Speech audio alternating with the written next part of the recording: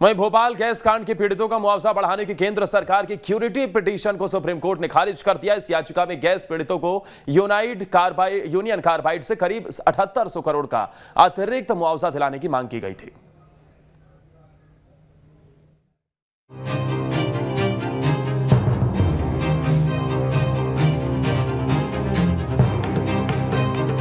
Bhopal gas पीड़ितों को अतिरिक्त मुआवजा दिलवाने के लिए केंद्र सरकार द्वारा लगाई गई क्यूरेटिव याचिका को सुप्रीम कोर्ट ने खारिज कर दिया है। दरअसल केंद्र ने 1989 में तय मुआवजे को नाकाफी बताया था। उसकी मांग थी कि कोर्ट यूनियन कार्बाइड और डाउ केमिकल्स को 7400 करोड़ रुपए का अतिरिक्त मुआवजा चुकाने का आदेश दे। केंद्र सरकार की इस अर्जी के बाद सुप्रीम कोर्ट के जस्टिस संजय किशन कौल की अध्यक्षता वाली 5 जजों की बेंच ने केंद्र की याचिका पर सुनवाई की। दलीलें सुनने के बाद 12 जनवरी को केंद्र की क्यूरेटिव पिटीशन पर 5 न्यायाधीशों की पीठ ने अपना फैसला सुरक्षित रख लिया और फिर मंगलवार को इस मामले में सुप्रीम कोर्ट ने अपना फैसला सुनाते हुए याचिका को खारिज कर दिया। 5 जजों की बेंच की तरफ से साझा फैसले पढ़ते हुए जस्टिस कौल ने कहा कि हमारे विचार से मुआवजा राशि पर्याप्त थी। अगर सरकार को ज्यादा मुआवजा जरूरी लगता है तो उसे खुद देना चाहिए था। ऐसा न करना सरकार की लापरवाही थी। समझौते को 3 दशक से भी ज्यादा समय बीत जाने के बाद कंपनी को नए सिरे से भुगतान के लिए नहीं कहा जा सकता। साथ ही कोर्ट ने यह भी कहा कि केंद्र सरकार भारतीय रिजर्व बैंक के पास मौजूद 50 करोड़ रुपए का उपयोग लंबित दावों का मुआवजा देने के लिए करे। जजमेंट की रिस्पेक्ट करना बहुत जरूरी है और जजमेंट को पढ़ेंगे और फिर देखेंगे कोई आगे रास्ता निकलता है कि नहीं। लेकिन सरकार ने कोर्ट में बोला है कि मुआवजा जो दिया गया था वो काफ़ी नहीं था, वो दूर दूर से काफ़ी नहीं था। तो जिम्मेदारी बनती है आज सरकार की कि सरकार मुआवजा पूरा करे। दरअसल 2 और 3 दिसंबर 1984 की मध्य रात्रि को भोपाल में यूनियन कार्बाइड कारखाने से जहरीली गैस मिथाइल आइसोसाइनेट का रिसाव हुआ था। इसमें 3000 से अधिक लोगों की जान गई थी और 1 लाख से ज्यादा लोग प्रभावित हुए थे। ये दुनिया की सबसे बड़ी औद्योगिक त्रासदियों में शुमार है। Team news state. Bhopal gas त्रासदी में पीड़ितों के लिए मुआवजे की राशि को बढ़ाने को लेकर सुप्रीम कोर्ट की संविधान पीठ का फैसला आ गया। संविधान पीठ ने केंद्र सरकार की ओर से दायर क्यूरेटिव पिटीशन को खारिज किया, लेकिन कोर्ट का पूरा फैसला और इससे पीड़ितों पर पड़ने वाले असर के बारे में हर एक बारीकी के बारे में आपको बताएंगे हमारे सहयोगी अवनीश चौधरी। भोपाल गैस त्रासदी के हजारों पीड़ितों के लिए आज बेहद निराशा का दिन है। करीब 11 साल के इंतजार के बाद सुप्रीम कोर्ट से ये फैसला आया कि जो समझौता किया गया था 1989 में वो रद्द नहीं किया जा सकता। यानी कि जो अतिरिक्त 7400 करोड़ रुपए का मुआवजा देने की मांग की गई केंद्र सरकार की ओर से, उसको सुप्रीम कोर्ट ने कर दिया। और सबसे बड़ी जो दुख की बात है, जो पीड़ित पक्ष है उनका कहना है कि इस फैसले के इंतजार में 11 साल बीत गए।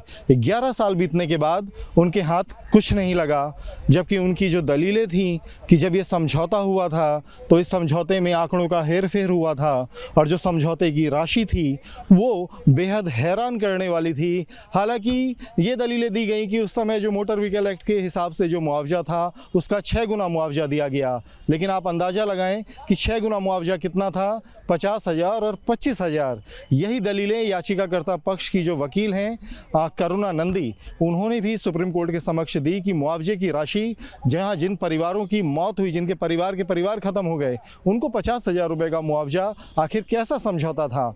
लेकिन सुप्रीम कोर्ट ने आज फैसले में जो बातें कहीं, उन्होंने कहा, ये माना कि उस दौरान की सरकारों की एक बड़ी विफलता थी। जो मुआवजे को लेकर जो इंश्योरेंस होना चाहिए था, बीमा पॉलिसी होनी चाहिए थी, वो नहीं हुई। और जो आंकड़ों में हेरफेर हुआ वो हुआ, लेकिन उसका कोई साक्ष्य सामने नहीं आया। यहाँ हम आपको बताते हैं कि जो क्यूरेटिव पिटीशन थी वो केंद्र सरकार ने दाखिल की थी। केंद्र सरकार की ओर से ये दलील दी गई सुप्रीम कोर्ट की संविधान बेंच के समक्ष कि जो याचिकाकर्ता पक्ष हैं उनकी मांग बेहद जायज़ है। जिस समय में 470 करोड़ रुपए का मुआवजा दिया गया था वो समय कुछ और था, उस समय की ज़रूरतें कुछ और थी, और लेकिन उस त्रासदी का जो प्रभाव था वो बहुत बाद तक नज़र आया। बड़ी संख्या में जिन लोगों को उस दौरान कथित तौर पर स्वस्थ माना जा रहा था वो बाद में उस गैस कांड की वजह से प्रभावित हुए, उनकी सेहत पे बुरा असर पड़ा, वो ऐसे में मौत के शिकार हुए, जिस वजह से मुआवजे की राशि बिल्कुल ना के बराबर थी। इसलिए अतिरिक्त जो 7400 करोड़ रुपए का मुआवजा मांगा गया है वो बिल्कुल सही है, लेकिन केंद्र सरकार ने कहा कि ये मुआवजे की राशि यूसीसी को देनी चाहिए। यूसीसी यानी यूनियन कार्बाइड कॉरपोरेशन, जिसकी जिम्मेदारी थी कि जो तमाम जो त्रासदी हुई थी उन पीड़ितों को मुआवजा दे। लेकिन सुप्रीम कोर्ट ने उनकी दलीलों को कंसीडर किया कि जो समझौता था वो एक बार हो चुका है, अगर समझौते में कोई फ्रॉड हुआ होता, कोई धोखाधड़ी हुई होती तो उस पर विचार किया जा सकता था। अब यही सवाल उठ रहा है कि आखिर इस जो सुप्रीम कोर्ट से जो उम्मीद लगाए बैठे थे पीड़ित पक्ष, जिनको ये उम्मीद थी कि एक इतना बड़ा मुआवजा अगर उनको मिलता है तो उनकी निश्चित तौर पर एक बड़ी आर्थिक मदद होगी, क्योंकि जो पुराना मुआवजा था वो बेहद कम था, ना के बराबर था।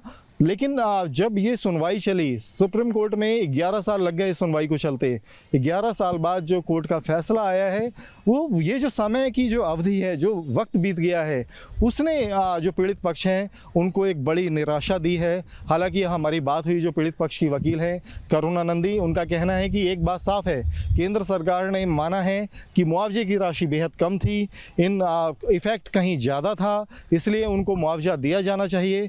तो अब केंद्र सरकार से कहीं केंद्र सरकार की नैतिक जिम्मेदारी बनती है कि वो पीड़ित पक्ष को अपनी ओर से मुआवजा दे।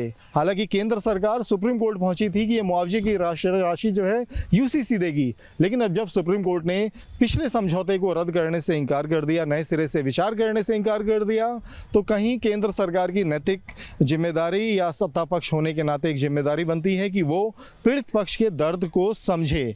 और जहाँ तक इसमें जो कानूनी उपाय की बात है उसको लेकर ये कहा जा रहा है कि एक बार जब जजमेंट जो ऑर्डर की कॉपी है जब पीड़ित पक्ष को मिल जाएगी वो उस पर विचार करेंगे, उसे समझेंगे, फिर उसमें लीगल रेमेडी या कानूनी उपाय क्या बसता है उसके ऊपर विचार किया जाएगा। वीडियो जर्नलिस्ट सुमित कुमार के साथ अवनीश चौधरी।